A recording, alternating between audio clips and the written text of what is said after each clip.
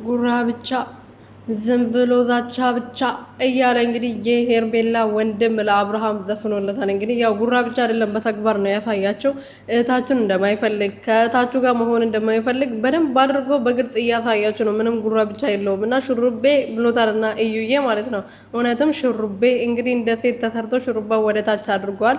እሱ እንኳን ይሁን ትንሽ ወጠጤ ነው ያምርበታል። ከአብርሃም ነበር የማያምረው ማለት ነው። እና ሰላም ሰላም ቤተሰቦቼ እንዴት ናችሁልኝ? እኔ ያለው ፈጣሪ የተመሰገነው በያላችሁ በሰላማችሁ ብዘት ተረፍርፍ ይበልልኝ። ለዚህ ቤት ለዚህ ቻናል አዲስ የሆናችሁ ሰብስክራይብ፣ ሼር፣ ላይክ እያደረጋችሁ ቤተሰብ እንድትሆኑ በትህትና እየጠየቅኩኝ እንግዲህ ሩትዬ ትላንትና ዳኒ የጠየቃትን ነገር መልስ እንግዲህ ዛሬ መልስ ትሰጥበታለች።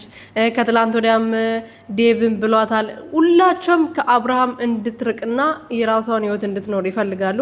አብርሃም እሷ ተመላልሳ እሱ ጋር እየሄደች ስለሆነ እሱን እፈልጋለሁ እያለች ስለሆነ ነው አብርሃም ከእሷ እየራቅ ያለውና ርቃ ልታሳየው ይገባል። ብዙዎቻችን እንደዛ ነው የምንፈልገው። ምክንያቱም የትኛው ወንድ ከራቃችሁ በኋላ በእጅ የያዙት ወርቅ እንደ መዳፍ ይቆጠራል የሚባል አባባል አለና ከሱ ብትርቅና የራሷን ህይወት ብትኖር የራሷን አሁን ደስታን ይዛ አንድ ቀን ብትመጣ አብርሃም እያከነፈ ነው። ምን ይሰራል? ለምን መጣ ብሎ የሚመጣው ማለት ነው። ገባችሁ አይደለ?